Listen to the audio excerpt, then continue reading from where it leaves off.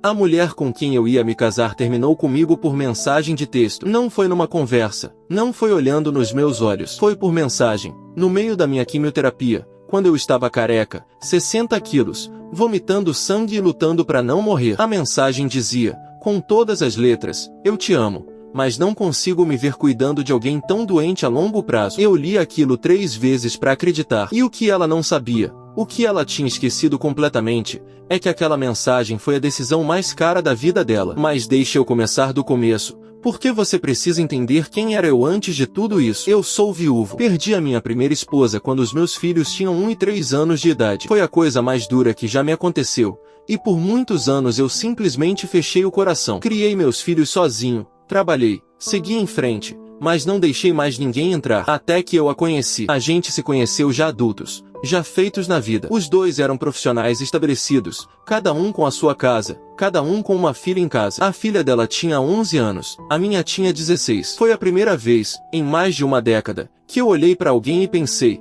é com essa pessoa que eu quero envelhecer. A gente se entendia, tinha planos, ia casar, construir uma casa nova, juntar as duas famílias e criar as meninas como irmãs. E tinha um detalhe que, para mim, só me fez amar ela mais ainda. Ela tinha sido diagnosticada com uma doença neurológica degenerativa. Uma daquelas que, com o tempo, ia colocar ela numa cadeira de rodas. E eu não fugi. Pelo contrário, a gente planejou a casa nova justamente pensando nisso, toda adaptada, acessível, para que quando aquele dia chegasse, ela tivesse conforto e dignidade. Eu estava disposto a cuidar dela pelo resto da vida. Guarda isso, porque essa frase vai voltar. Eu tenho uma construtora como negócio paralelo, então quem colocou a mão na massa para preparar tudo fui eu. Enquanto a casa nova não saía do papel, eu comecei a fazer reformas pesadas na casa dela, para valorizar o imóvel para quando a gente fosse vender. Refiz o paisagismo, reformei áreas inteiras, troquei o que tinha que trocar. No total, eu investi mais de 30 mil reais do meu próprio bolso na casa dela. E aqui vem a parte importante, então presta atenção. Eu não fiz isso de boca. Eu rodei tudo pela minha empresa, do jeito certo, com nota fiscal de cada serviço, cada material, cada projeto. E a gente assinou um contrato simples dizendo que o pagamento de tudo aquilo seria feito quando a casa fosse vendida. Eu nunca cobrei, nunca apertei. Pra que pressionar a mulher que eu ia casar? A gente ia ser família. Aquele papel, pra mim, era só burocracia. Pra ela, ia virar uma sentença. Foi mais ou menos nessa época que eu comecei a me sentir mal. Não conseguia comer. Vivia enjoado, vomitando. E uma vez vi sangue. A minha barriga começou a inchar de um jeito estranho.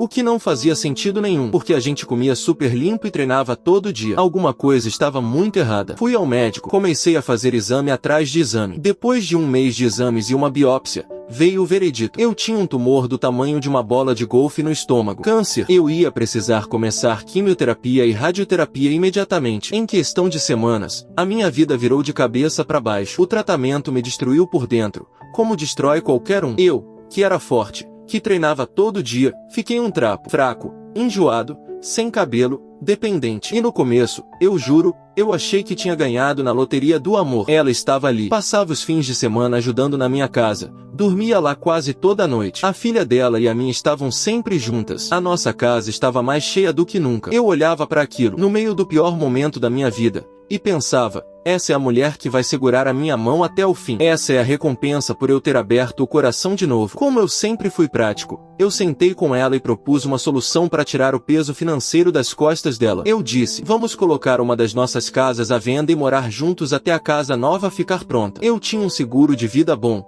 um plano para doenças de longa duração. Com isso e a venda de uma casa, a gente atravessava esse período com tranquilidade e aliviava a pressão sobre ela, que também estava lutando com a própria doença. Era a coisa mais lógica e amorosa que eu poderia oferecer. E foi exatamente depois dessa conversa que ela mudou. Do nada, ficou distante. A filha dela parou de descer para ficar com a minha. Ela começou a inventar desculpa para não me ver. Parou de me levar para as sessões de tratamento. Parou de dormir lá. Eu, ingênuo, achava que era o estresse, a doença dela, o peso de tudo. Eu defendia ela na minha própria cabeça. Até o dia em que ela jogou a bomba. Veio uma mensagem. Uma frase que ficou gravada a ferro na minha alma. Eu te amo, mas não consigo me ver cuidando de alguém tão doente a longo prazo. e eu acho que a gente não deveria mais se ver. Eminência, uma mensagem. A mesma mulher por quem eu estava disposto a empurrar uma cadeira de rodas pelo resto da vida, me descartou por mensagem porque eu fiquei doente. Aquilo me quebrou. Não vou mentir pra você. Foi a primeira pessoa que eu deixei entrar desde que a minha esposa morreu. E ela me chutou no chão. Mas eu tentei ser maduro. De verdade. Eu me forcei a entender o lado dela, a aceitar o que eu não podia mudar. No dia seguinte, com calma, eu juntei todas as coisas dela que estavam na minha casa. Dobrei tudo com cuidado, organizei em caixas,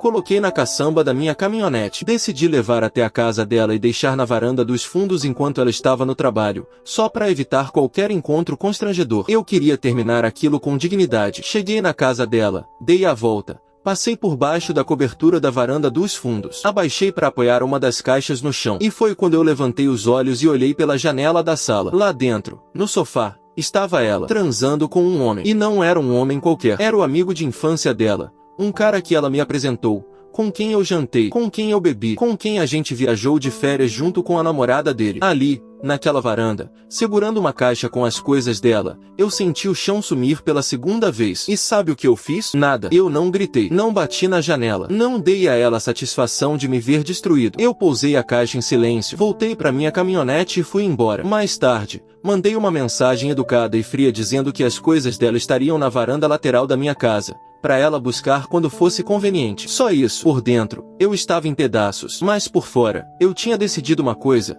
Ela nunca ia saber o que eu tinha visto. Ainda não. Uns 8 ou 9 meses depois, a verdade inteira caiu no meu colo. A ex-namorada do tal amigo de infância me procurou. Os dois tinham terminado. E o motivo? Ele confessou pra ela que estava dormindo com a minha noiva fazia tempo. Desde mais ou menos a época em que a gente estava finalizando as plantas da casa nova. Você entendeu o tamanho disso? Ela já estava me traindo muito antes de eu ficar doente. O câncer não foi o motivo. O câncer foi a desculpa. Ela já tinha me trocado e só esperava uma saída limpa. Naquele momento, alguma coisa mudou dentro de mim. A tristeza virou outra coisa, mais fria, mais calma. Eu já tinha terminado aquela fase do tratamento, estava me sentindo mais forte, mais eu mesmo. E foi exatamente nesse momento que, organizando uma papelada antiga e atrasada que eu vinha empurrando com a barriga, eu esbarrei num arquivo, uma pasta, e dentro dela, R$ 32.680 em notas fiscais não pagas, com o contrato assinado. Aquele papelzinho que pra mim era burocracia. Eu olhei para aquela pasta e sorri pela primeira vez em meses. No dia seguinte,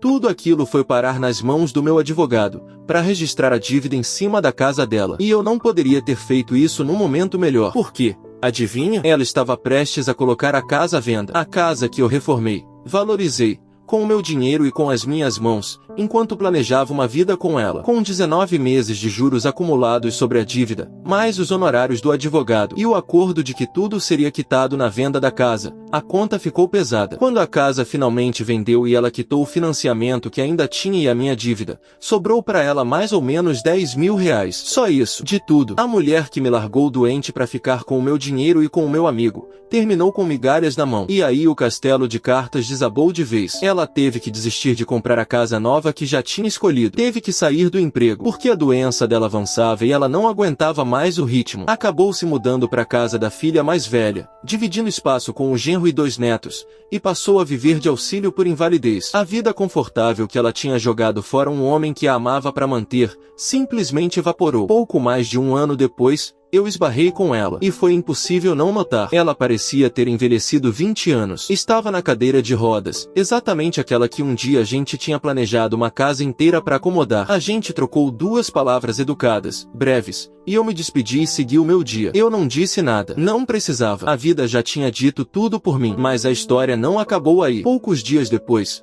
a filha mais nova dela me ligou, falando do nosso encontro, perguntando se a gente não podia se ver de novo. Eu fui educado, mas vago. Aí, uma semana depois, foi a própria ex que ligou. Começou a pedir desculpas por ter me deixado do jeito que deixou. Cordial e curto, eu agradeci a ligação e desliguei. Mas ela não parou. Começou a mandar mensagem. E isso se arrastou por semanas. Até que num dia ela mandou a mensagem que eu estava esperando, sem nem saber que esperava. Ela perguntou se eu conseguiria, algum dia, ver a gente reconstruindo o que tínhamos um dia. Eu olhei para aquela mensagem por um bom tempo, e então eu respondi, com as mesmas palavras que ela tinha usado para me destruir: eu não consigo me ver cuidando de alguém tão doente a longo prazo. E completei: lembra da caixa que apareceu na sua varanda dos fundos naquele dia? Você achou mesmo que foi o seu amigo de infância que levou ela lá da minha casa? Boa sorte para você. Adeus. Eu devolvi a frase dela e, no mesmo golpe, deixei ela entender que eu sabia de tudo, desde aquele dia na varanda, que eu carreguei aquilo em silêncio o tempo todo, que o homem que ela descartou como um peso morto tinha visto a traição,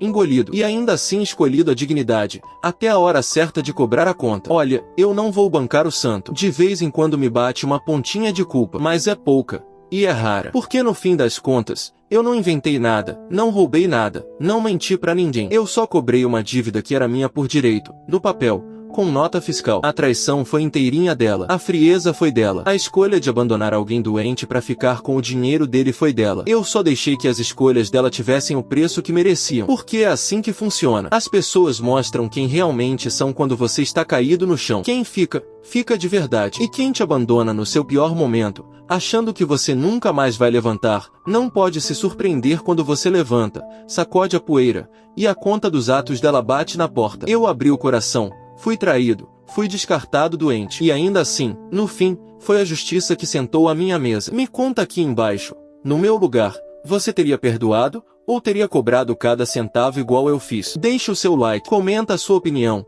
e segue o canal, porque aqui a gente conta as histórias de quem foi jogado no chão e levantou mais forte do que nunca.